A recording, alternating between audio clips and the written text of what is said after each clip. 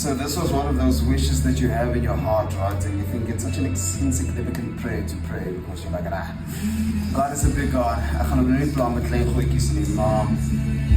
got this from a very great friend. His name is Peter. We had a business call early in the week. And as we spoke, it's like, dude, sing yourself off. I mean, besig daar in die gym, and you need one of these. I'm going to send you one. And this is one that I'm just saying thank you. Well, thank you, Peter. I know you didn't do this for me to post it on social media, but I think recognition and credit is due where it's due, man. And he wrote me a little message here. I hope you enjoy your new shoes.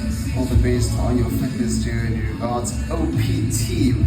Thank you so much, guys. You guys are awesome. And seriously.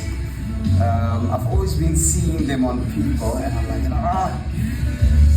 can I get one of these? And they were just a bit out of my reach. And as you know, I love a budget, and I'm working good with money out of my budget. But it's one of those prayers that God just come and answer, and it shows that there's no prayer too big or too small for God.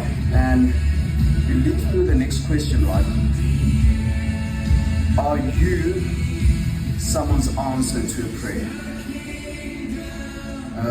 I want to be more and more of that this year. I want to be the answer to people's prayers.